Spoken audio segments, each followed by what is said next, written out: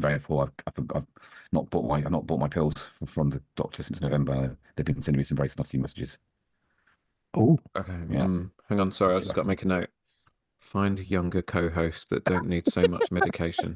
Okay, brilliant. On with the show. Hello, tailoring talkers. It's time for the Bondathon. My friends and I are watching the entire James Bond movie series from beginning to end, one movie at a time. We deep dive into each film, covering everything from the plot, clothes, gadgets, cast, and behind-the-scenes stories, and our favorite moments. Please help the show by subscribing and leaving us a rating and a review. Step back into the Tailoring Talk time machine. We head to 1999 and the release of a film that conceptually was born 2 years prior on an in-flight news broadcast about oil fields in the Caspian Sea. Yes, you guessed right. It is time for The World Is Not Enough. Before we dive in, I must introduce my co-hosts. First up, it's the man for whom 2 pints and a packet of crisps is not enough. It's the voice himself, John Evans. John, how are you? I'm very well, and you're right, really. I need at least three packets of crisps. Yeah, you did get through a lot of pints this past weekend, didn't you? But that's Yes. another story. Next up, it's the gadget guru with a heart of gold. An hour in his company is not enough. Welcome back, Alex Hansford. Alex, how are you? I'm well. I'm not allowed any crisps anymore. There's too Why? much salt, apparently. Ah, okay. Is this why you've got blood pressure issues? It might be. Hmm. Okie dokie. Before we get started, we need to get our spoiler alert in. We will be spoiling the living daylights out of this movie. Yeah, I can't be bothered to think of another one. I'm sticking with this for the rest of it. So, if you haven't seen The World Is Not Enough, hit pause, go see it, and rejoin us after. Um, Usually I've got something else that I say in this bit. I didn't prep it. It's all right. Anyway, it's just the three of us again. Just the three of us. We can record this Reviewing The World Is together. Not Enough. It worked for the last film better, didn't it? Reviewing Yeah, Tomorrow Never Dies, yeah. just the three of us. It's Anyway, cozy. yeah. So, I first saw this film in 1999 when it was released in a cinema. It was the first Bond film that I ever saw in the cinema with my dad. And do you know what? I'm just going to get this one out of the way up front. Um, so I thought the CGI was all right in this film. I don't know what you two were talking about. This is Anyone that this is is not this is the wrong one. This is not the CGI. This is not the CGI that we're talking about. see, wrong film. I had nothing to Mm. do with the next one, if that's the one you were talking about. Yeah, yeah. Yeah, yeah. Okay, yeah. There we You'll go. you'll see when You're you off get the to the hook. next one. You'll see. Yeah, Yeah. I had nothing to do with that one. So now, before we continue, I would like a retraction and an apology, please. John, you can go first. I apologize that you weren't involved in any way with the CGI of the film that we're going to watch after this film. Which is I don't know. I can't remember. It's Pierce Brosnan in Die Another Day. Die Another Day. That's it. I think. Alex, your turn. I'm sorry that you didn't get work at that point. They obviously went with someone else. I'm really No, sorry. I'd left that tech company by that time. I sunk it. Um, yeah, that wasn't a very Fair good enough. apology. That was Oh, rubbish. hold Do you on, know what? hold I'm on, hold changing. on, What? hold on. Maybe the fact that you left is why the CGI was so bad. Maybe it is your fault. No, it's not my fault because that company didn't exist after I All right. left. Yeah. But if they So anyway, had, then maybe the whole thing wouldn't have happened. So in a way, it is your fault, Bobby. We're doing this. We're doing this a show early because when we get to the next one, it'll make All more right. sense. Yeah. okay, Alex, that is the last time you get described as Heart of Gold. Okay, Yeah, I that's all will right. be Thanks. thinking of something else for you from the next one, Mm. even if you're actually invited back. Okay, brilliant. Everybody say goodbye to Alex. So, um, okay, yeah. So, film came out in 1999. Do we have the figures? Yes, we do. 361 million turnover from a budget of 135 million. This film was released less than 2 years after the release of Tomorrow Never Dies. So I mentioned in the intro where the concept for this film came from. So we're past the era by now of borrowing stuff from Ian Fleming novels. They've kind of done that. So now they're on their own making stuff up. And um Barbara, Weren't some lines for Valentine cut from Goldeneye though, and used in this? I don't know. Did you But did you see I that? don't Sorry, know. sorry, listeners. I think Bobby's got some fancy camera because when he started thinking, the camera zoomed in dramatically on him without him knowing, and I got to see right up his No, nostril. no, that was the force. I used the That's it. force for emphasis to bring the camera Okay. to me. So Barbara Broccoli was on a flight to Miami. She saw a news broadcast or one of those news documentary. Basically, sometimes on the news, rather than giving you the actual news, they sort of do a longer segment, and it's like a mini documentary about some thing that's going on in the world that you need to know about, like war or I don't know, something like that, AIDS or something. Anyway, so she saw something that talked about all the oil fields in the Caspian Sea and how they were not really used because of all the pipelines, all the routes out of Azerbaijan. They're surrounded by hostile territory because you've got Russians, you've got Turks and Iranians and Iraqis and whatnot. I should know what's around there, but I don't. But all of It that felt quite stuff. relevant though to today's problem. Yeah. So that's kind of where the idea was sort of born from. What did we think of the plot of this film? Because the producers and the director, Michael Apted, was brought in as well. Famous documentary filmmaker. Also, he did Gorillas in the Mist, the Sigourney Weaver movie. I still haven't seen that. Good film. Yeah, I'm sure it is. Did it win an Oscar? Don't know, must have done. Feels like something someone would have won an Oscar for. So he was brought in, and it was an attempt to kind of get back to a more grounded Bond, which interesting. With Brosnan described the villain of the movie, played by Robert Carlyle, Renard, which is French Renard, which is French for fox. Fox, yeah. Yes. She's not in this film. He is not a fox in this film in any way. He's No. absolutely not fox, but No. his lover is. We'll come to that. We will come to that. And Brosnan even went as far to describe the villain as being the most formidable Bond adversary ever and the most grounded as well. Now, how being shot in the head with a bullet that kind of stops and then starts to travel really, really slowly towards the center of your brain before it kills you is in any way grounded in reality. I've got no idea. There's quite a lot of science fiction there, of where it stopped him from feeling everything as well. But he wasn't the arch villain in this film, though, was he? No. He wasn't. There was a twist. So I have got the director's notes about this film. The story needs. And I really, really want to read them to you two. But I guess first of all, I should ask you guys memories of when you first saw this. If you can think back as far as 1999, because it was 25 bloody years ago nearly. I don't remember seeing it in the cinema, I have to say. I remember seeing the Michelle Yeoh film in the cinema, but not this one. Alex? Must have been a Christmas movie for me.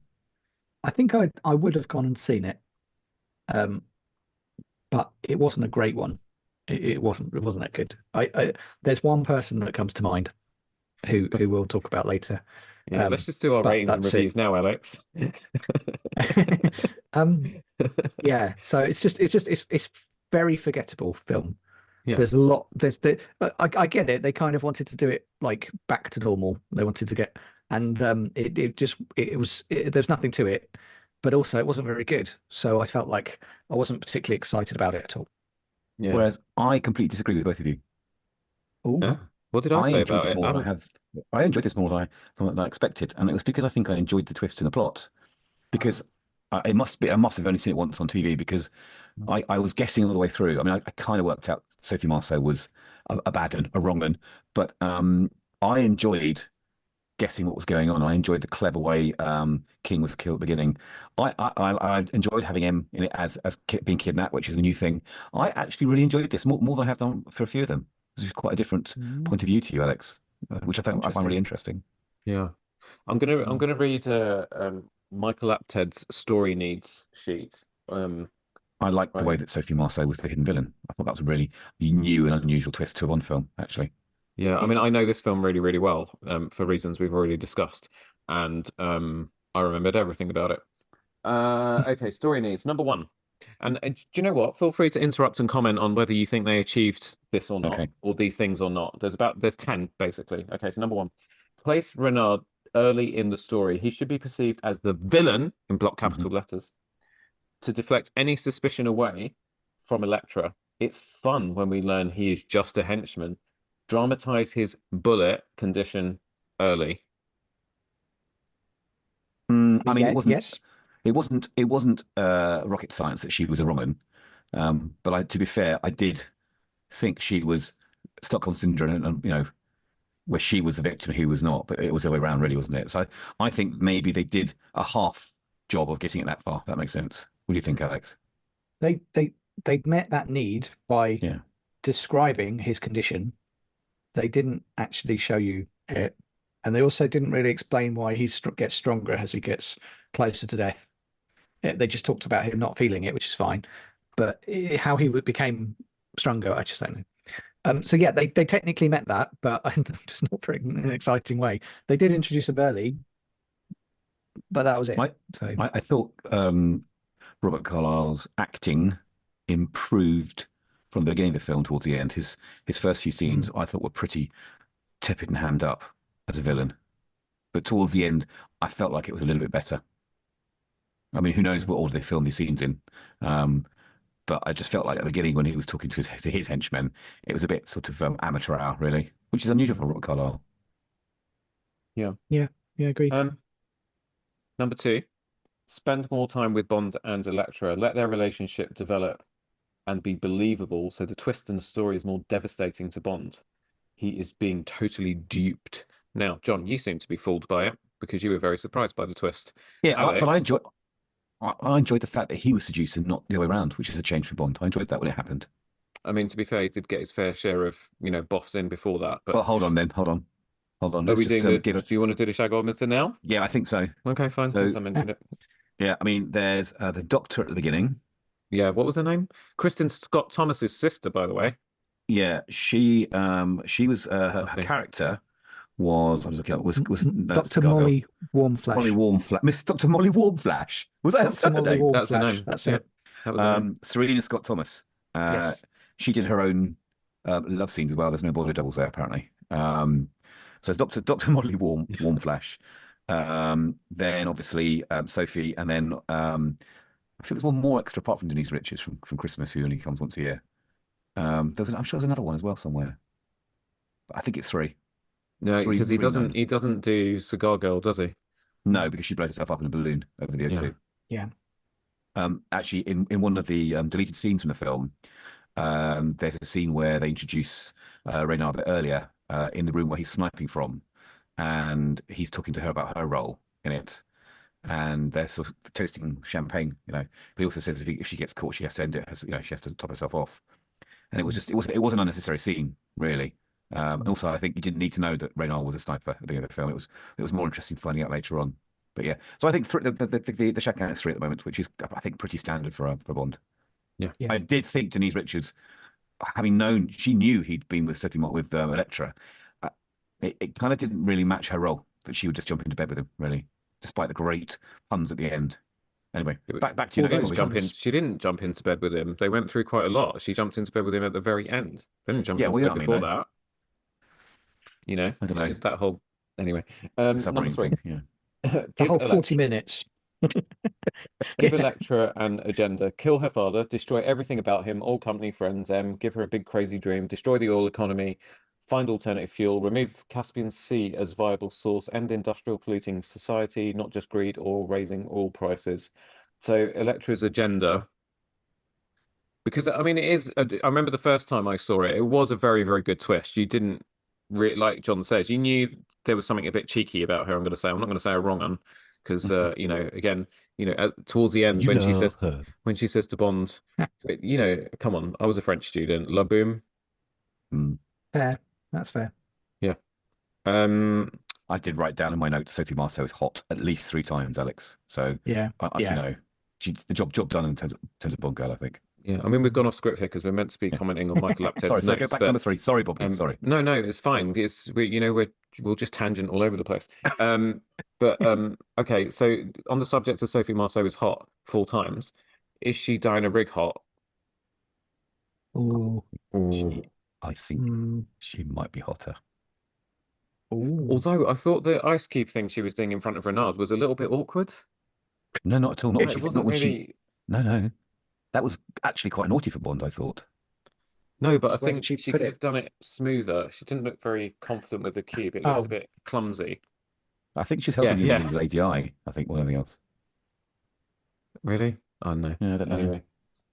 Yeah, okay. Her political agenda I thought was very good. I enjoyed that a lot. Again, it actually felt, in terms of the grounded kind of feel to the film.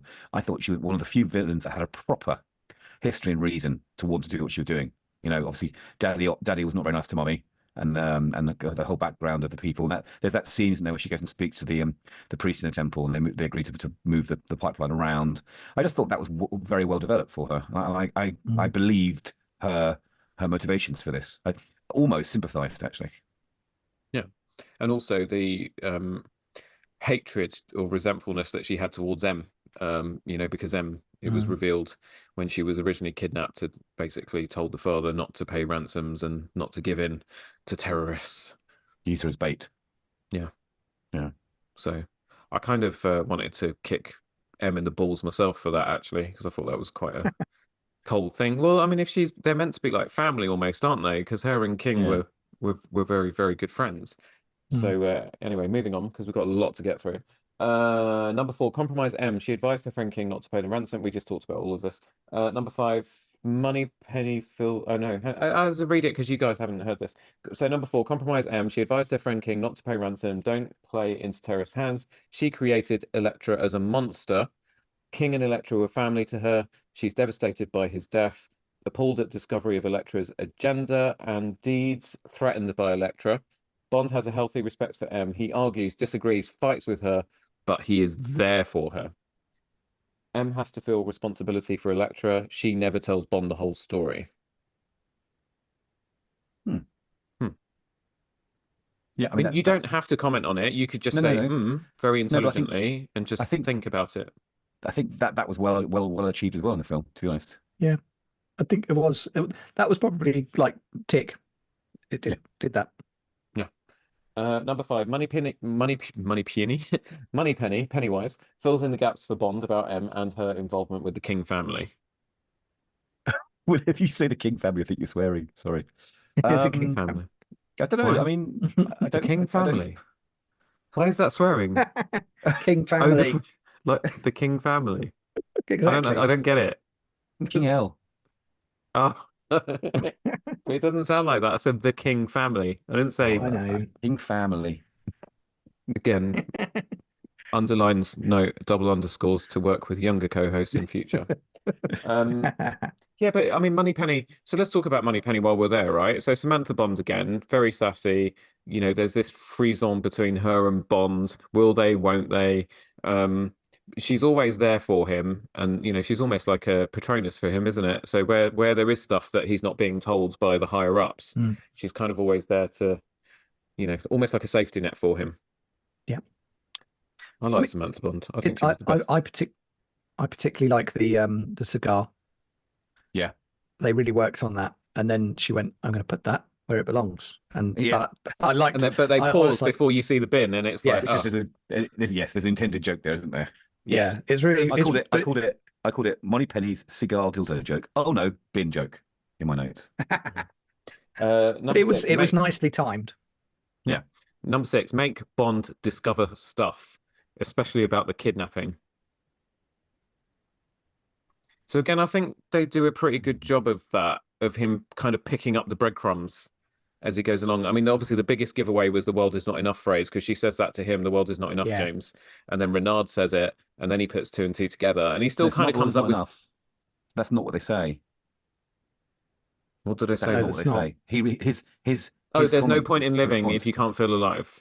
Yes, that's it. That's the one. Because he actually responds to something that Elektra says with "the world is not enough." That was Bond's line. I'm pretty sure it was. The world's not enough for you. Yeah. I'm trying to find. I'm just trying to find whereabouts in the film it should be Bond's line because it's his family. It's towards the end when he's he goes up to the castle in Istanbul. I mean, yeah. Again, I could have given you the world. Sorry, I could have given you the world, and Bond says the world is not enough. Yeah. So she's kind of lamenting on Bond not siding with her point of view and giving up MI6 and becoming her lover in her campaign to sort out the oil in her neck of the woods. Yeah. I think I was in a grump. Weird talk to chair after that, wasn't he? Yeah, because I think I was in a grump because I just didn't buy it. What, the relationship between the two of them? Or... I think I struggled to sympathise with an oil baron. I think that was my downfall. But she struck If me it, as an inherited oil baron that wants to sort out the problems with oil, the whole kind of oil baron issues, like putting a pipe through someone's temple or ruining people's lakes and things, mm, mm, I don't know. Yeah. I didn't. I wasn't. I just maybe I Yeah. was in a bad mood. But Yeah. I've just realized that going through his notes is actually a really boring thing to do. So, like listeners that are still here, you deserve a medal. But we're going to crack on. So number six. Oh no, that was number six. Number seven, you'll be glad to know. Electra has to fall for Bond, the chivalry, charm, and courage. Despite the inconvenience of his arrival in the Caspian, she always knows who he is. I kind of think that most people always know who Bond is in every single movie. Like when he turns up They'd be and circulating a photograph, wouldn't you, by now? Watch out yeah, for I this mean, guy. he's the least secret agent ever. he just tells them every time. He's just Yeah. like, "Who are you?" And he's like, "Bond, James Bond." It doesn't. There's no hidden. It's not hidden at all. It's just like, oh, Do you okay. think? Do you think he's just not listening when he gets his mission brief and he probably gets false passports and all the identification? Right, your name is Lazarus Malfoy. I don't know where that came from. And you're a credit broker from whatever such and such bank, and he's just like looking at some girl across the office in MI6, just not focused whatsoever. So when he gets out on the mission, it's like the first thing is like, who are you? Bond, James Bond. Oh fuck, gave it away again. Mayhem Oh, well. ensues. Oh well. Oh dear. Yeah, Number he is eight. that. Number eight. Reverse. I think Ethan Hunt is actually a much better spy than James Bond. And I think if the two have to go up, right, we need that movie. We need like Freddy versus Jason, but we need a James versus Ethan. Hasn't got the same what ring about, to it. could you bring anyone else into that as well? Like Jason Bourne as a three-way almost. No, I would save that for the sequel, but I think Okay. that, or you do it like a battle royale of films. So Ethan Hunt, because obviously he's going to kick the living shit out of James Bond. I reckon in a fight, Ethan Hunt would take him easily. Um, and yeah, and then you have Bourne and Ethan go up in the next film. And who Okay. wins that one? Yeah. Probably Tom Cruise, because Jason Bourne is a bit podgy these days. Anyhow. Where were we? Number eight, reverse Stockholm syndrome. Renard captured Electra. She made him her slave. Now, what do we think of? I kind of appreciated Brosnan's very detailed explanation of what Stockholm syndrome is. His Irish accent really came out during that explanation, and I kind of thought his acting throughout this film, while overall he did a decent job, I thought it was a little bit uneven. So in the bits where he had to be a bit more emotional and it sounded a bit in Spain we call it telenovela. It was a bit over dramatic. Did anyone notice that? Is anyone Do you with mean me like on sort that? of like a daytime soap acting, you mean? Yeah. Well, I mean, he's an established Bond. He might be now comfortable in the role and channeling a little bit of Roger Moore in there for the jokes, The story was that Sean Connery came past at one point when they were filming the escaping from an exploding ball scene from in the tunnels, and Sean Connery said, "Hope they're paying you enough," or they're not paying you enough for this. So I think Brosnan's quite in the role now and comfortable, and maybe just having a bit of a good time. Does it? I mean, Daniel Craig is an outlier. Does it really matter if their acting isn't Oscar worthy? I mean, look at Roger Moore. He was a different kettle of fish, wasn't he? Completely. Yeah, but the Roger Moore films weren't. They were what they knew what they Yeah. were. You know what I mean? Yeah. I think, and Daniel Craig works as his Bond.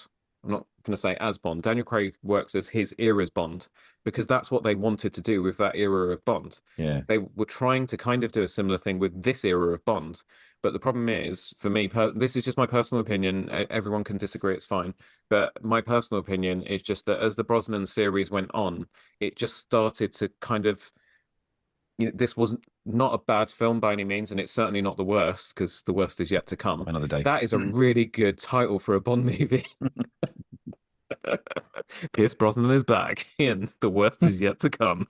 You thought you'd seen 007 at his worst in Die Another Day, but you ain't seen nothing yet. So where was I?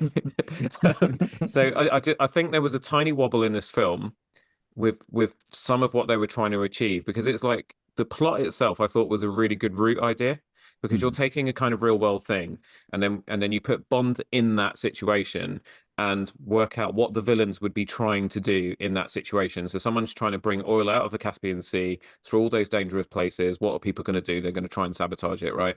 But then I don't know. There's just, it is so hard to put my finger on. And even Dave Arnold. So I raved about Dave Arnold on our last episode for Tomorrow Never Dies. And I think Dave Arnold, having done such a bang up job in Goal for the last film, comes back for this one, and he goes more towards his kind of synthesizers and so on. Do you know what, Bobby? And he's just strayed just a little bit outside of the tradition that I like. 10 seconds of the film, when they play the ident where he's walking in front of the barrel, and you hear that sort of weird twang to the theme that's slightly different, a bit sort of synthesizer-y, a bit Harold Faltermeyer. I checked myself and I had to look, who's done the music? And I was surprised to see it was David Arnold. And I thought of you, and I'm banging my mic in anger now. I thought of you when I heard that and thought, Bobby's going to be upset with this. He's let the side down. Exactly what I thought when I watched the first 10 seconds. So listeners, if you go back and watch the first 10 seconds, there's a weird kind of off-brand twang to the at the beginning, isn't there? Which is exactly what you're saying. Yeah, exactly. Overall, it's a good soundtrack, because again, it's scored to the film. He hits all the right moments with the James Bond theme, etc. I can still play a lot of the themes from my head again. I haven't got as much of the detail in my mind as I do for the Tomorrow Never Die soundtrack, but that whole opening sequence on the river, that was very, very good. But again, it's just the twangy stuff and the electronic stuff, the plinky plink. It kind of took me back to.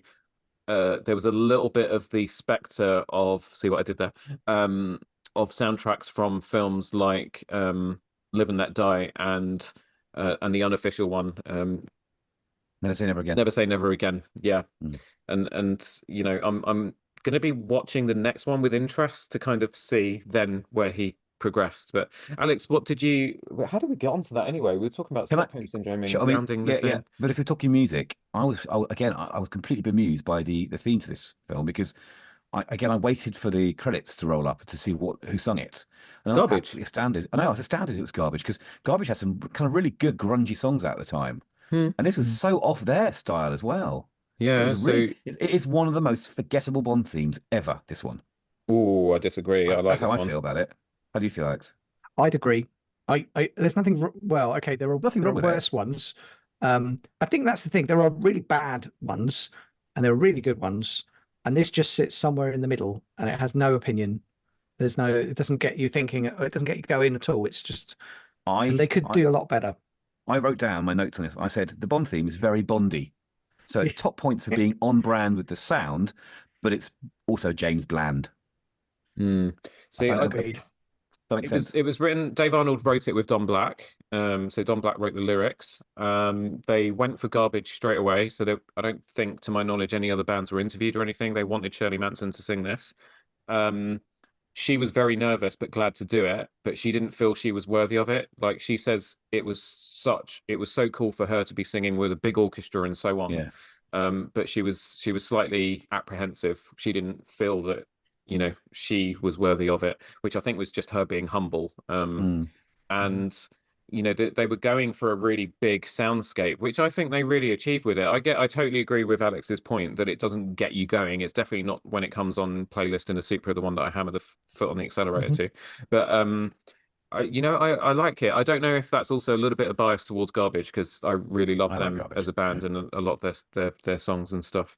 But yeah, it's there we go. The title sequence is good though, don't you think, Bobby? I thought that was good as well. I thought one of my notes to ask you guys was, is this the best looking title sequence to date? I think it's one of the best, yeah. Personally, I think it just good. Worked really well.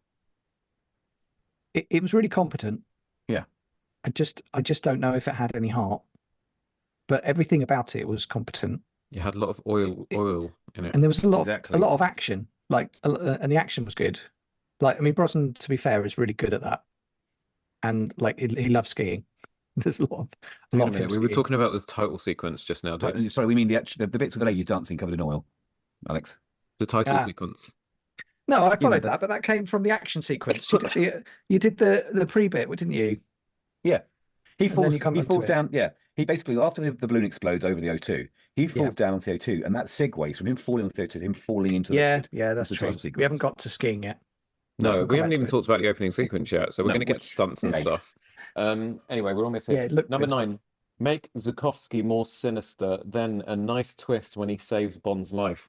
I don't think he was more sinister. I actually Bond felt that he really sorry saw. for him. I thought Bond was being a real dick to him. Poor Hagrid.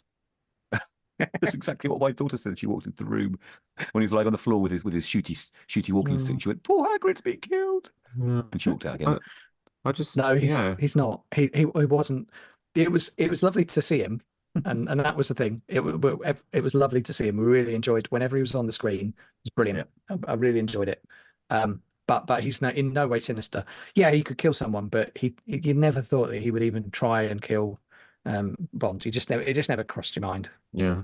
I love when Bond sort of smashes in at the caviar factory and he turns around and he's like, "Can't you just knock like normal people?"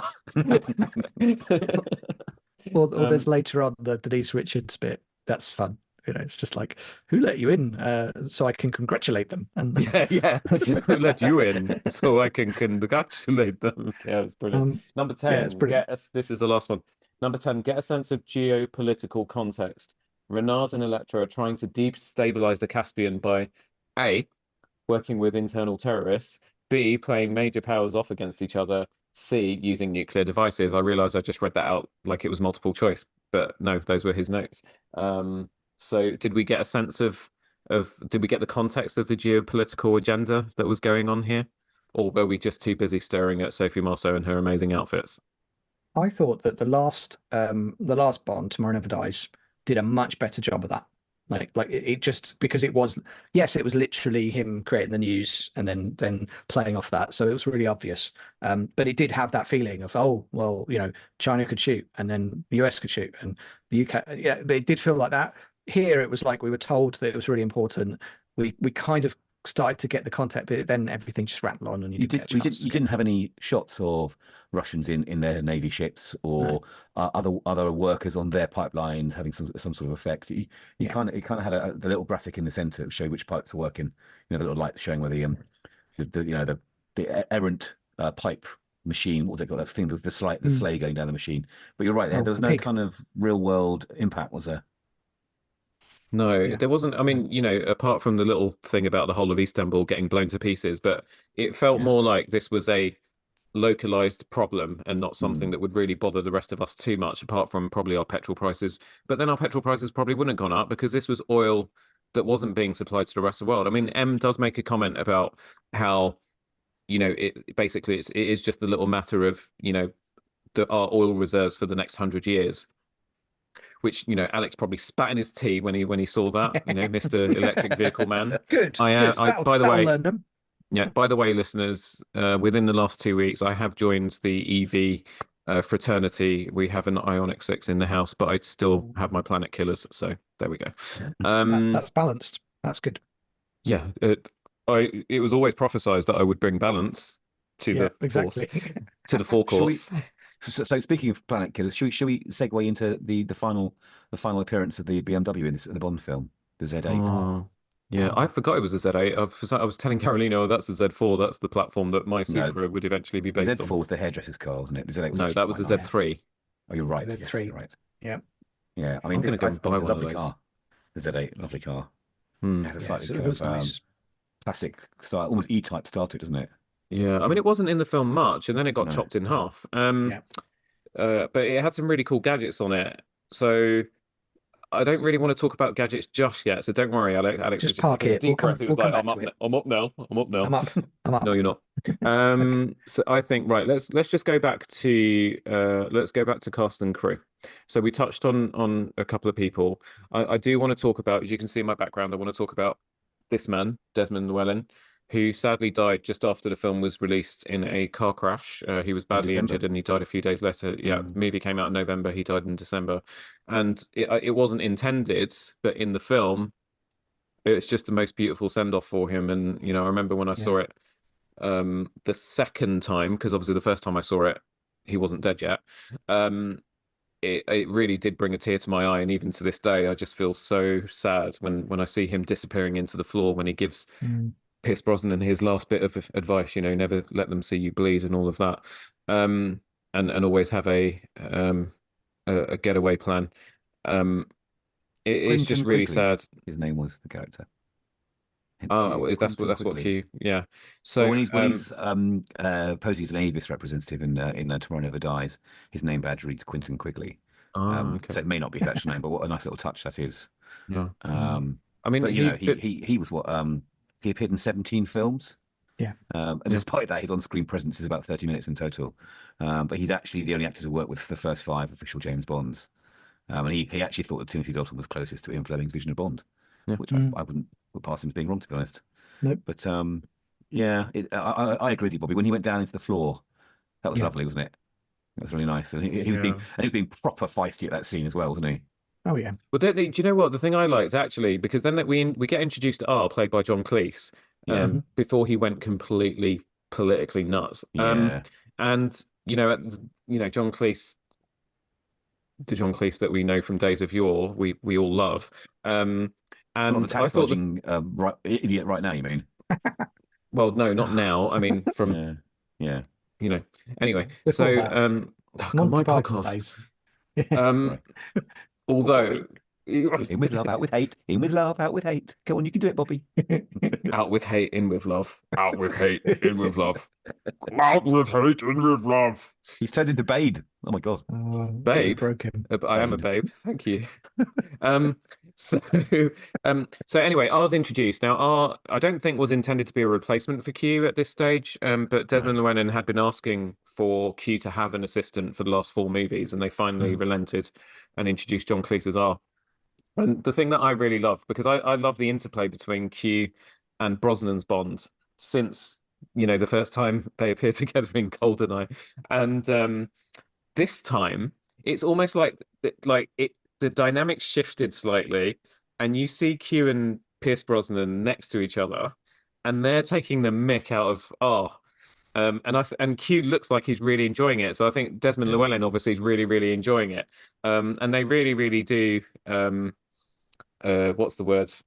Wind him up. Yeah, it's a bit of bullying, really, isn't it? But like light-hearted bullying almost. Workplace banter. Yeah, workplace banter, exactly. But our John Cleese is given the task of explaining the car to him. But to be honest, I just wasn't listening. I completely got distracted just watching the relationship between Pierce Brosnan and Desmond Llewellyn, and it's just it's so fun, and it's just beautiful. So farewell, rest in peace, dear man, and thank you for the enjoyment you brought over the course of your time playing that very wonderful character. Who else was in this that we didn't talk about? Oh, Cigar Girl. She was played by Italian actress Maria Grazia Cucinotta. Maria Grazia Cucinotta. She was all right, wasn't she? I'm just going to say it. Character. She's an interesting character, wasn't she? You've probably read this as well, but wasn't she first considered for the role of Electra as well? I didn't read that. So she was first considered for the role of Electra, but her English just wasn't good enough. But she was desperate to be in the film, so they kind of wrote this role for her as Cigar Girl. I think it's one of the first double entendres that Bond makes in the film, isn't it, as well? In the opening scene in the Swiss bank. When they're meeting with the British actor with terrible accent. I think she says something like, "Do you want to check the figures, Mr. Bond?" And he says, "I'm sure they're perfectly well-rounded." As he looks at her curves. Check my figures. Look, let's because I really want to get to gadgets, but we've got to talk about some of the stunts and stuff first of all. So, stunts and action sequences. There were 3 main ones. So we had the opening. So let's talk about the opening first of all. Opening to a Bond film. We got not 1 but 2, because obviously we got him in the Swiss bank at the beginning retrieving the suitcase of money. I have a comment about his escape out of that window. His belt loops on that suit would have had to have been very, very tough. Like I mean, would imagine Q probably designed them for him, didn't he? Surely. Q He's made bulletproof suits in the past, hasn't he? So maybe he made like climbing quality loops, like mini carabiners around his waist. Yeah. Okay, fair enough. But that was kind of exciting. But then he goes back to MI6 and the briefcase blows up. So he's inadvertently acted as the missile for killing king. And then we get that boat chase on the River Thames, which was freaking awful. Now I know awful, which was awesome. Awesome, yeah. Why was I going to say awful? Anyway, John, you lived in Canning Town at the time, so you were around there when this was all happening. I'm pretty sure they were filming it when I lived there. I remember the hubbub of it all. Lots of boats on, because they didn't just use one boat, for there's loads of them, because they kept trashing it. But yeah, and I had a window out my flat could look across to the O2 and across to the cranes and things that had all the camera crew. Yeah, so it was quite a tricky one for them to film, because I think didn't they have to observe a lot of speed limits on the Thames as well? It was quite strict about speed limits. Yeah, I expect so. Yeah. They had the police on hand, because obviously, members of the public were calling 999 when they heard gunfire and stuff. So they could just route through to the bobbies that were there. On the extra features, you can watch that scene with all the camera angles expanded out. So there's like 5 different windows. Oh, wow. So you can watch the filming of that from the different, and then they cut between them. And it's fascinating to see how the director of photography and the director kind of set that up so they could cut between them and get all these lovely shots, and shots that weren't even used, like when the sort of rocket boat spins on the spot when it turns direction. Like it's really cool. If you ever get a chance to see it, the kind of expanded view of that scene is really, really fascinating to watch. But I think do we see scenes like this anymore in films? It's interesting, wasn't it? Because you get a lot of stunts, but this is, the fact they can paint this story in these sort of 10 minutes, 12 minutes, whatever it was. It's very well filmed, I thought. And I did recognize, like old haunts, because I used to obviously go up through Surrey Quays, because you can see Surrey Quays in some of the scenes as well. Yeah, Shad Thames and all that. Alex. So it's fascinating just looking at the different area. It's nice to see in a film somewhere that isn't it? It's very good. It's nice. If you've done the Clipper, it's nothing like that, but it kind of reminds you of it. It's just the Thames, that part of the Thames is it's kind of unloved a bit, but it's just quite nice. Like if you do the run up to Greenwich, that's good.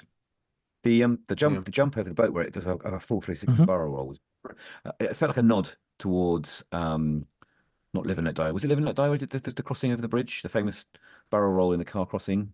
Was it not Live and Let Die? Was it? I can't remember. I have to look up. But that very famous that we all thought was fake was actually really done. That barrel roll across the American River. I thought this was almost like a homage to that flip over as well.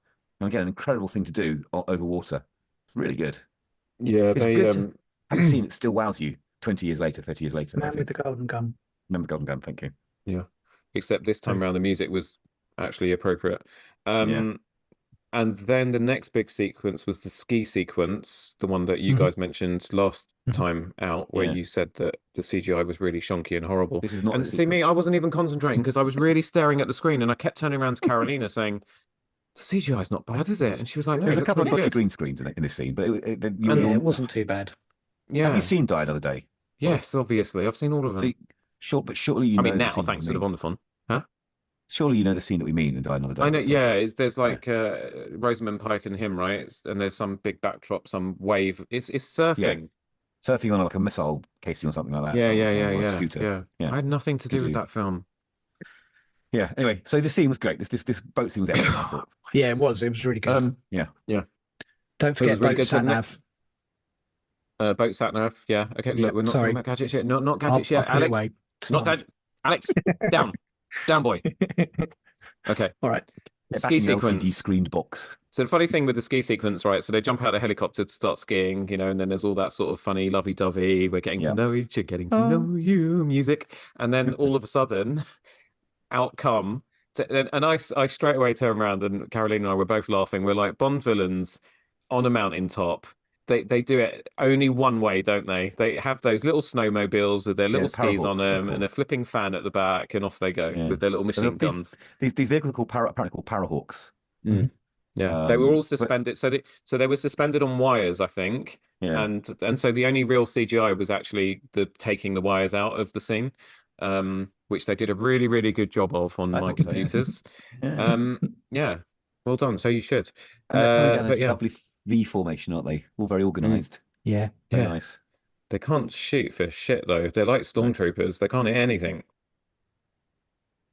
No, no one's got anything to say. Yeah. And then next action sequence would big action sequence would be the submarine then at the end, wouldn't it? Really? Yeah. Oh no, Don't- hang on, don't no, forget the before that. pipe. There's the pipe, isn't there? There's Yeah, the pipe and also the caviar factory as well. Sorry. Yeah, but then it's them Yeah. underneath going inside the tube as well, which is a separate stunt sequence, isn't it, as well? Yeah, that's right. There's them Denise and Bond trying to escape the room with the nuclear thing in it. Yeah, that's at the The end. doors shutting and opening, and then there's, as you say, it's the I quite enjoyed the caviar factory. It's a very iconic sequence. I think it was featured quite a lot in the BMW adverts as well. Yeah, and it's at the end when Zukovsky says to his henchman, he's like, "Oh, Yeah. look, we can rebuild it. We have 4 good standing walls," and then the whole thing collapses. Oh, Very bless. Oh, Yeah, and then the Probably submarine sequence at the end, and it was really Yeah. funny in my little book of notes and stuff. They don't talk that much about it, was but it very was well a huge done. thing. Yeah, it was very well done.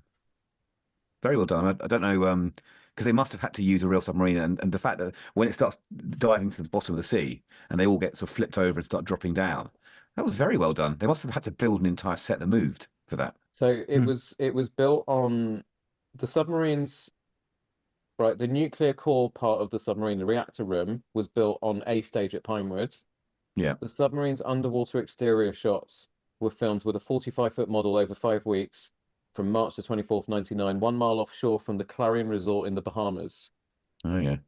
nice. So yeah, I presume there they you had go. to comp the swimmers back into that then, swimming out the door and up the top. Hmm. Yeah. Yeah, I just thought it was very done. I mean, there's been some dodgy old special effects in Bond films in the past and in the future, but I thought this was very well done. Yeah, it was fine. Yeah, Yeah, it was good. yeah. The submarine scene was a bit distracting though, because I know what you're thinking. Exactly what I It was like a constant. Exactly what It was like your face different. before you said it. It was like a solo, different levels of wet t-shirt competition. It's hard Sorry. isn't it? Because there were different times, weren't they? And yeah. I did feel for poor old Denise because it must have been difficult to get past those pipes and things. Bless her. And it's not practical, was it really? That get up. Let's be honest. No, Yeah. and she got slated for it as well. She did. I felt really bad. I feel really bad. I for didn't her, think that was fair on her. She just was Yeah. doing her job. She was doing what she was told to do, and I think Yeah. with what she was given, she did the best Oh, that she yeah. could. Yeah, no, I think she was fine. I think yeah, you don't really get Denise Richards for depth. Although I thought she was absolutely brilliant in Starship Troopers. Yeah. She was actually, yeah, that's Yeah. true. That's very good. Mm. I mean, she doesn't help Remember herself with that. What was the other film? The one with Wild Things. Yeah, with Ryan With Nev Felipe Campbell. And, yeah, that was what was going on there. Goodness me. Everyone goes through that. I haven't seen that film. I've just seen certain seasons. Oh, I Bobby. don't know. You're like worn you're VHS you're tape of that, a copy of you're a that, I think, right? teenager. DVDs are a new thing. You can suddenly jump to scenes. Like what do you do? I think we should move on. Yes, I think you're right. Yeah. Richard. Apparently, Wild Things. There were about 5 or 6 sequels after that. Oh, Yeah. Didn't Felipe marry one of the actresses in that film? No, he was he married married to Reese Reese Witherspoon. Yes. That's right. Yeah, wasn't Yeah. she in Wild Things? No. Oh yeah, No, she she was. She wasn't. was the third She one. was. Yeah, because Nev Campbell and Denise Richards were the Campbell, 2 naughty yeah. girls. Yeah. Which I always found a bit weird because Nev Campbell for me was like the sort of girl that you brought home to your mum, right? Sydney. And Denise Richards Well, she's wasn't. Sydney, isn't she? She's Sydney. She is Sydney. From What's your Scream. favorite scary movie, John? Yeah. Oh, that reminds me. I need to see Scream 6. Have you seen the new Scream movies? No, you don't. It's very bad. Oh, really? I want to watch. Shut proper up. I'm going to horror. watch it anyway. Oh, all right. Don't tell me anything about it. I like Scream We're 5. getting off I thought it was topic. good. Give it up. Yeah. So For once. Yeah. Okay, cool. Right, Alex, you're up. Gadgets. Let's do it. Alex, I'm on. There's a lot of gadgets. There were a lot. There's a lot of gadgets. So let's Swiss So, Bank. where should we start? I don't know. Well, I Um, guess the opening scene he uses some, doesn't he? So, in the open scene, what have you got?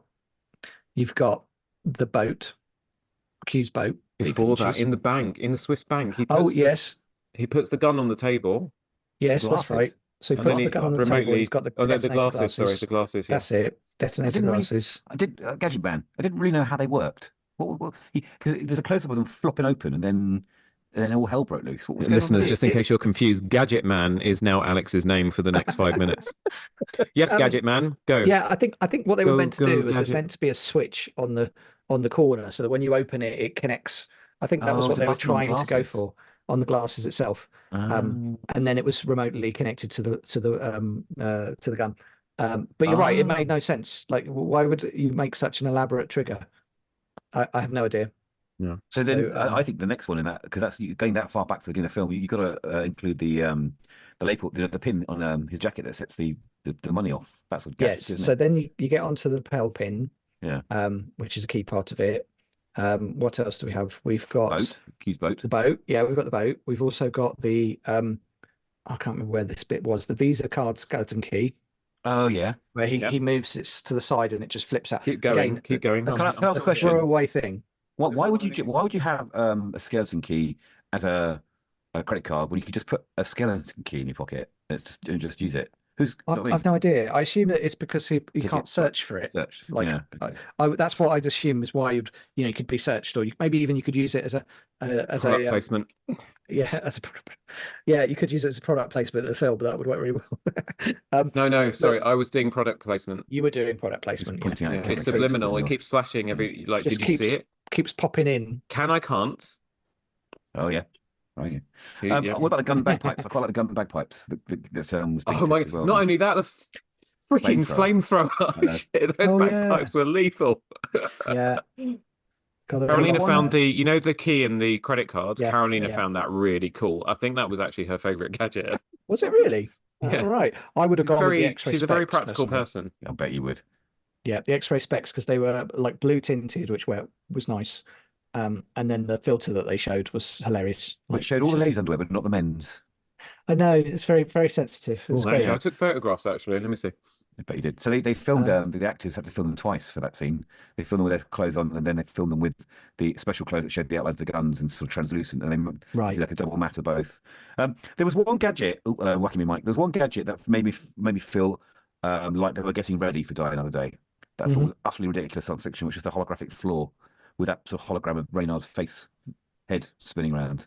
Oh, And Bond yes. started putting his finger into his brain and trying to tweak his bullet. That's it. Yeah, You know? yeah. They really started pushing it a bit. I think for me, I was more excited by the practical ones this time. Yeah. So the ones that I loved practically were the Avalanche survival jacket was very cool. That was cool. That Is that a real thing? Don't know. That's a good Do question. you know, it's kind of a bit like, those cycling helmets that you wear the band Yeah. around your neck. Feels You like don't wear it a should be, helmet. doesn't it? Yeah. Right. So Yeah, can I it's just a go smart back to thing, the but anyway. X-ray specs? Because Yes. it's a bit inconsistent, because when we first see how they work, and there's the two girls at the sort of the Wheel of Fortune thing bending over, you can see. Yeah. I'll tell you what you can see. You've got You can this see up, the haven't you? That's what bra. it is. You can see that thing that goes around the lady's waist, and then it has the straps that hold the stockings up. I Mhm. don't know what The that's suspenders, called. you mean? Suspenders. Suspenders. Oh, okay. Thanks. You can see the knickers. You can see they're not wearing anything else underneath that dress. And then when you go to the shot of the guy at the bar, the other henchman with the two girls either side, Yeah. yeah, you're right. Like, you can't see through his clothes. You can only see his guns and a knife. But the two women, you can't see their bras or anything. You can just see the guns. So it's Maybe okay. very I can't believe we're inconsistent. discussing this, but maybe the girls in the first part were wearing thinner, more sort of sheerer clothes, and the ladies with the henchmen had more sensible sort of layered clothing on. Yeah, but then And if what are we they talking were about here? wearing sheer, he wouldn't need the X-ray specs, would he? No, maybe not.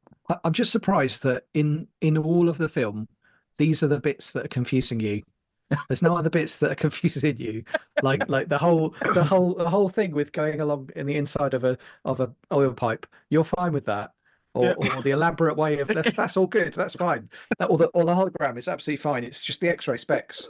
They're inconsistent. No, to be fair to Bobby, I am now looking at both these pictures too. I think I found the same website as him, and there is a marked Shut up, difference. John. You're just grabbing your screenshots. No, I'm not. I'm going. Look, I can't show you, can I? Because of stupid No. backgrounds. But the girls bending over the Wheel of Fortune are way less stressed than the ladies at the bar.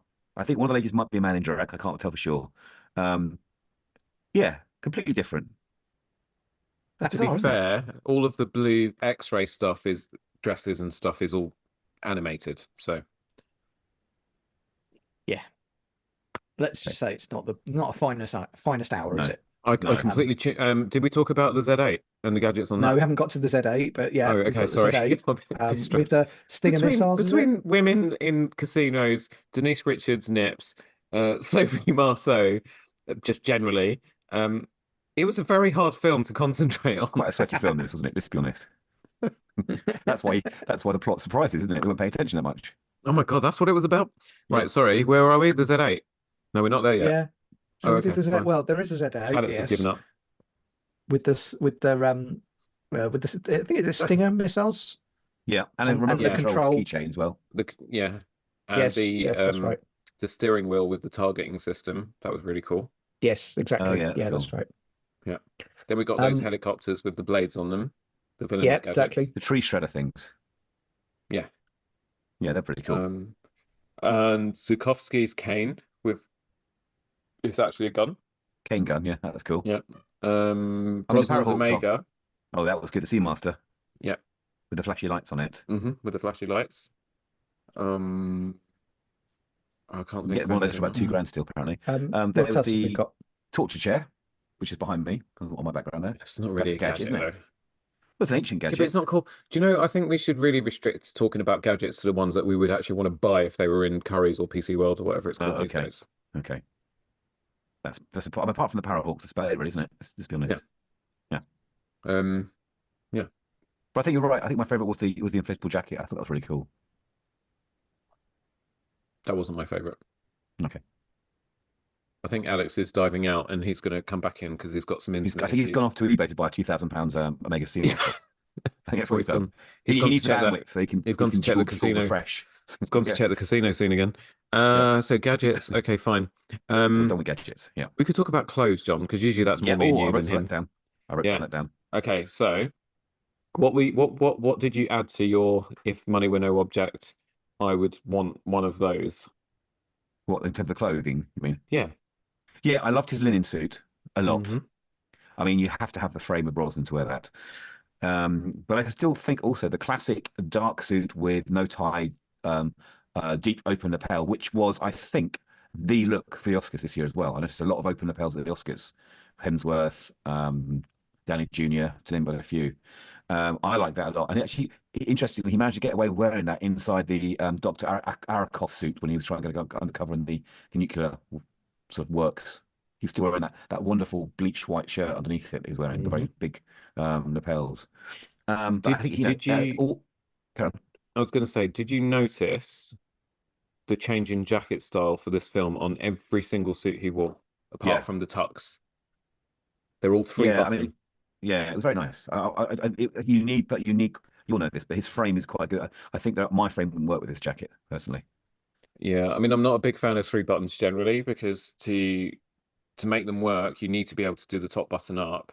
Yeah. And I think they work better on guys who are a bit thinner and a bit more rakish, like the Bill Nighy type sort of frame. But then we saw Bond with his kit up a few times, and he's fairly rakish, isn't he? He's not got the chest of Daniel Craig, has he? The pecs. No, he hasn't. I mean, Daniel Craig's brief to his trainer when he got the role for Casino Royale is, "I need you to make me look like I can kill someone." Yeah. And mission accomplished. But my favorite. I always thought my favorite outfit from this film was his linen suit, right? Yeah, me too. The herringbone linen suit. But actually, my favorite was the tux, and it just goes to show. I mean, that is essentially, the tux that Daniel Craig would wear in Casino Royale, one button, single-breasted peak lapel. When he leaves the bed to then go and do Bond stuff, like shoot the henchman and get the doctor's ID and stuff, he puts his tux back on to go and do that, but without the bow tie, and he just looks so suave and cool and sophisticated and stuff. So that was my favorite outfit of his for me. I would dress like that during the day. Actually, we do need to point out the wonderful, which I think you mentioned, a very small, lovely tweaking of the tie as he's going underwater in the boat. Yeah, in the boat, exactly. That was a nod to GoldenEye, I think. It's his idea to do that as well. I just thought that was brilliant because of all the places you do it when you're going underwater. Yeah. But it was the same as in GoldenEye when he does it on the tank, when he smashes through that wall and he adjusts his tie. I think we should also talk about the girls' outfits because Denise Richard, when she gets out of that hazmat suit, sorry, my brain just skipped again. There's that purple outfit in the caviar factory. Let's talk about Lara Croft outfit. Well, yes.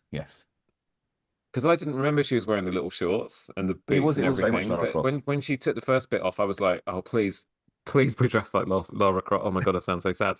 And then she was, and I was like, oh my God, Christmas just came. Literally. Was it just Christmas? Yeah, you're right. And yeah, I'm just watching it now, that scene, and the Bond's talking to the foreman there, who thinks she might be gay because she didn't, she spurned his advances. So he's like, oh, she's obviously not into women, not into men. But as he's saying that, she's taking off her hazmat suit, and there's a gratuitous bending over cleavage shot, and again, you can see why she got a lot of grief for this film. But she holds her own in it a little bit. I think, if you ask me, she owns it. If that makes sense. Yeah, I don't, there was a little throwback for me to Diamonds Are Forever, because you remember the actress in that, the American actress. Yeah. She came, Spunky.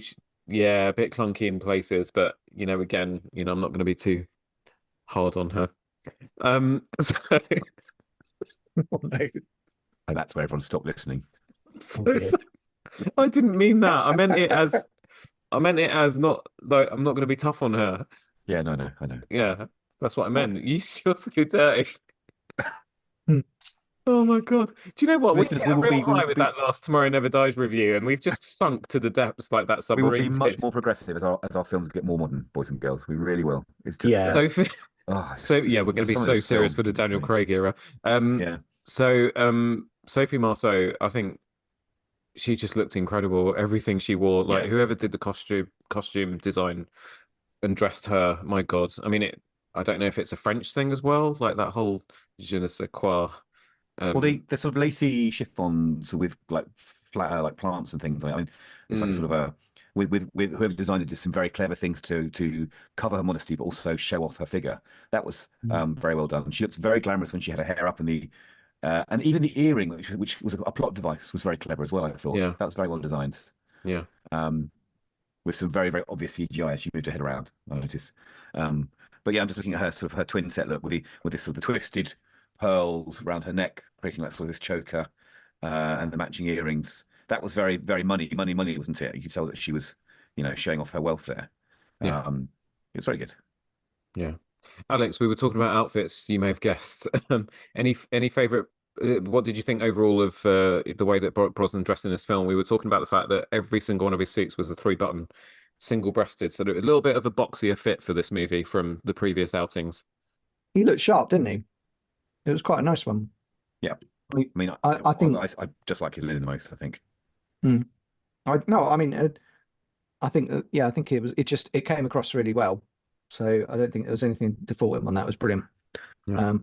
Yeah, and also because he did a lot of action this time, so you got to see him in doing lots of different things, and I think that helped him stand out a lot. Like because he was always sharp, even when he was like falling down a submarine or whatever. He was still like, oh yeah, he's still wearing a suit though, or still it's got can't remember if it was down to a shirt and trousers at that point, but yeah. So yeah, no, it's really good. But I feel like I left, and then you guys just started talking about the Bond girls again, and it's like a record you've got stuck. No, we weren't, Alex. We were being deadly serious, and we were just talking about Okay. Brosnan's outfits. So yeah, Right. Okay, I Yeah. take that back then. listeners, enough. if you tell on us, we will kill you. Okay, so this movie has an aggregate score of about 54% on Rotten Tomatoes. On no, it's 51%, I think. Average rating of 5.6 out of 10, I think, on IMDb. 57 out of 100 on Metacritic, where they go to play cricket in the metaverse. So Roger Ebert, he said at the time that the film was a splendid comic thriller, exciting and graceful, endlessly inventive, and he gave it a stonking 3.5 stars out of 4. Did he really say that? He did, apparently. That is the Was he quote. watching a different film? That's what I thought, which gives you a clue as to where this is going. And the independent Antonia Quirk at the time said the film is certainly less definitively feeble than other recent Bond offerings, Damn with an faint at praise least there. with an at least two-dimensional female character in the bold and oval Marceau. But my reaction is much the same as to a new Rolling Stones album. I'm just grateful that it's not embarrassing. So what did we think? Oh, Variety said that Denise Richards was the least plausible nuclear physicist in the history of movies, which makes even the electrochemist that Elizabeth Shue played in The Saint sound like a Nobel laureate. Oh, Elizabeth Shue. Yeah. Eh, but So this was his worst one, wasn't it? Out of all of his films, this was his Brosnan. worst film. no, Yeah. I disagree. It wasn't his Do worst. you mean? The worst Sorry. is Do you yet. mean The worst is yet to come. do Oh you no, mean his in worst box today. office take, or do you mean in critical reception? In terms of reception, this is his worst one. When you look at the critical, when you look at the tomato rating, Yeah. then yeah, this is the lowest of the Brosnan ones. Really? Yeah, and in fact, it's really low generally. There's a few that are lower, which are a couple of Roger Moore ones. But do you know it's really interesting, Alex? Because you know my comment earlier Yeah. on about how I thought Brosnan was channeling his inner Roger Moore. Mhm. Pete de Bruges of Variety wrote in 2012 that the film presents a conflicted persona torn between the corny antics of the Roger Moore era and the grim seriousness of where things would eventually go under Daniel Craig's tenure. So I feel vindicated there, really. Yeah, Yeah. it does sit like between. There's a few poor more ones underneath, but yeah, You're at no, level. it wasn't great. So No, sorry. do you want a No, rating? no.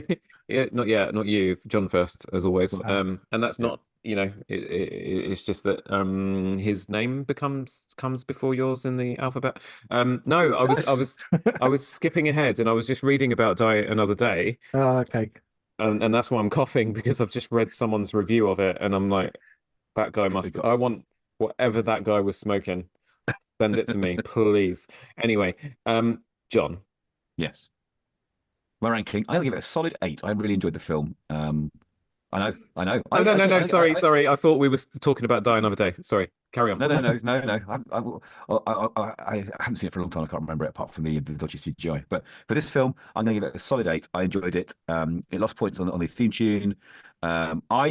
I genuinely quite liked Denise Richards' character, and I think she got more grief than she deserved. So I'm going to give it 8. I left that film last night because I watched it very recently, thinking, do you know what? That's one of the ones I've enjoyed more. So I'm going to give it a solid 8.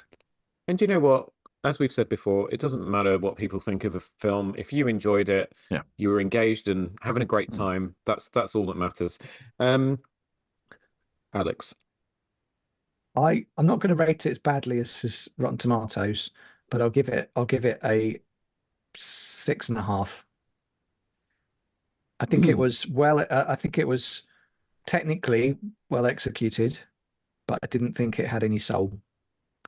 And I think that the lovely Bond girls would normally make up for that, but I've laughed in more Roger Moore films than this. Yeah, but you've got to remember as well, Alex, that this film was turned into a first-person shooter by Electronic Arts as well. That's got to add some kudos to it. That's got to give you at least an extra. It's not GoldenEye.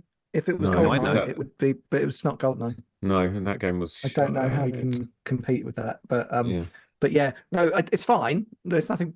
Well, there's nothing specific wrong with it, but it's just this. There's not as much good at it than I thought. And when I think about it and I compare it to something like Moonraker, for example, which is ridiculous in many ways, I enjoyed that more. It's so And wildly entertaining, that film. It was, and that's the thing. You got to. Why am I here? And yeah, it's a credible film, but I wasn't as entertained. Sorry, Denise Richards, it's not enough. Denise Richards your performance is not enough. what you're saying? Or maybe your boobs are not enough. Oh, okay, so he went there. Can I ask you a question, Alex? Was Yeah. this better than Tomorrow Never Dies? Ooh, no. Okay. No, it wasn't. It just wasn't. Michelle Yeoh was stronger on this. So do And you want me what, to change your Tomorrow Never Dies rating to 6.5 and give this a 6? Oh, what is that? Why I did it? Yep. What did I give Tomorrow Never Dies, Bobby? You gave it an 8. Ah. To be fair, John, you give most films an 8. I love Yeah. these films. I'm going to change my rating Yes, to this one. please. I'm going to change it to an 8.5. Oh, fucking hell. Okay. Could you swap mine around, please, Bobby? Yep, sure. And Okay. everyone could keep track. But this is Cool. not. Can I This is ask not you- better than Tomorrow Never Okay. Dies. So can I ask you another question? Mhm. Was this film better than Diamonds Are Forever? I don't remember. That was ages ago. That was one, Sean Connery, The weird one. Do you remember? Mustang, Las The Vegas, space vehicle escaping. space vehicles. Yeah, it probably was, or at least it was on par. What did I Okay, give that? fine. You gave that 6. Okay. And was Yeah. this You always better? give it a 6. You always give it a 6. Was this We was haven't got this to the like better, Craig do you? ones. I'm John? saving all my ones for Craig. Right. Was this better than For Your Eyes Only? Enjoying watching Alex squirm a little bit here, folks. Oh, are you still talking to me? I thought you were talking about I'm John. talking to you. No, I was telling John. Um, John to. When I say no, John, that I means John, shut up. I don't think it is. Does that You make don't think sense? it's better than For Your Eyes Only? No. Okay, so then you've given them both a 6. Do you want me to change this to a 5 point? Do you want me to change this to a 5.5? Yeah, at the moment this is going down and down and down. Do you know what? We'll go with 5.5. Okay. And no, actually, can we go with 5? Yeah, sure. Because then it aligns with this Rotten Tomatoes. Do you think 5 do out you of 10, think in that 51%. case, do you think that when you do your ranking for Die Another Day, we could hit a sub 5 rating for a film, Alex? Possibly. So you've not given yourself Possibly. much room, but I No, have. I've not given myself any room. Yeah. I think that's quite possible. What's your rating for this one? So initially I was going with a 7, but then I thought The Man with the Golden Gun, On Her Majesty's, and Thunderball I kind of slightly enjoyed more than this. And I think they were kind of slightly better films. Weirdly, I thought I was going to go into this with an 8, but when I rewatched it yesterday,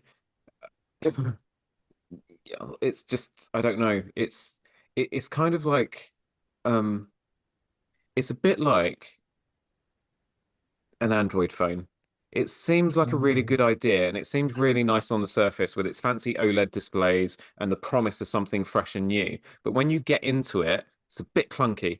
So and then having done what I did to Alex, I've then gone and looked at everything else. And then so I've moved For Your Eyes Only down to a 5.5, and then I've given this a 6 because I did enjoy this more than For Your Eyes Only. Yeah. So I think, do you know what? I'm going to say 6.5. But then do I need to move Octopussy to a 7? I don't know. I'm going to say 6.5. And the reason it just loses points is because it's a real difficult one with this one. And do you know what keeps flashing in my mind? Just to give you a bit of boobs? No, just Sophie Marceau. Yeah, she is very lovely. Yeah, because when she says to him when he's running after her, and she's like, "You can't kill me, James, not in cold blood," and I'm thinking, I wouldn't be able to kill her. I'd probably just let her break my neck. Em was not happy about that, was she? She was not happy. About what? That he no, I think she was not happy for him. Yeah. And it also was a bit tragic, wasn't it? Yeah, it was. And also maybe she was thinking on her sins. Maybe, but I'm gonna change my rating from 8 to 8.75 just because I remember the final sentence of the film about Christmas. So change to 8.75. We didn't talk about that, did we? Hang on a minute. No, we did not. I'm right, 7.5. There we go. Okay. No, we didn't talk about that. So no, but we have a very Moonraker-esque ending, don't we? I always wanted to have Christmas in Turkey. Yeah, such that's a good it. line. That's it. I was so embarrassed when I saw that in the cinema because I was sat right next to my dad, and I was like, "That's a bit." Do you think that they gave her name at the end of the film just for that line? Yeah, must have. Christmas Jones. No, they didn't. She was named. She was named by the screenwriters after Christmas Humphreys, the prosecutor in the Derek Bentley case, who first popularized Buddhism in England. So, Wade and Purvis, the screenwriters who were brought in for this, they wrote "Let Him Have It," which was the 1991 movie about the was it Derek Bentley? Yeah, Derek Bentley, because he was hanged, wasn't he? Back in the, I think it was in the 60s, maybe. What was the film called? Let Him Have It. Oh, Let Him Have It. It was a British film about the Derek Bentley case. 1950s England. So they named the character after her, Christmas Humphreys. Christopher Eccleston played Derek Bentley in that film. Yeah. Yeah. So that's not as much fun, though. And I think Derek Bentley was from Norbury, which is my hometown. I'm going to look that up really quickly. I'm pretty sure he was from Croydon, maybe. Yeah, Derek Bentley. Oh no, hang on. Is that a different fellow, Derek Bentley? No, that was him. It's Beddington, wasn't it? Fairview Road in Norbury. Okay. Derek William Bentley of Fairview Road. Yeah, so he was literally a few. Yeah, he was a few roads from where I grew up. My parents. And one of the characters in the film called Stella was played by Serena Scott Thomas, who then played Dr. Molly Warmflash as well. Yeah, that's right. Okay. There we go. Sister of Kristen Scott Thomas. Okay, guys, thank you. I think that about wraps it up. We've gone on for longer than I intended on this one. I thought this will be quick, one and done, but there was a lot that Always think happened in that. that film, and there was a lot to unpack. There Yeah. was. It was. I should have said there was a lot to undress. Damn it. Oh, Missed a trick there. So sorry. But yeah, there we go. So we've just got one more, and then we're into Daniel Craig. Aren't we Yes. excited? yeah, very But, you know, excited. it's gotta get worse before it gets better. Yes. Cool. Thanks, guys. John and I saw June just this past weekend. June So 2. that was fun. June 2, sorry. Mm. I say June because it just felt like the first movie.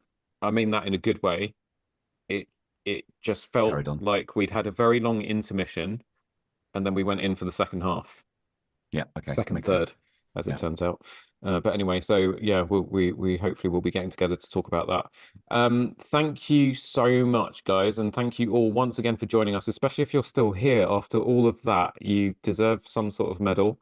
Remember, Well for done. regular for regular show updates, join us on Instagram at Tailoring Talk Podcast, and you can support the show at the link in the show notes. You can also help massively by reviewing us and giving a rating if your podcast listening app allows. We will return to review Die Another Day. It has to get worse before it can get better. Until then, take care, and we'll see you on the next 007 episode of Tailoring Talk. Bye-bye. Bye. Bye.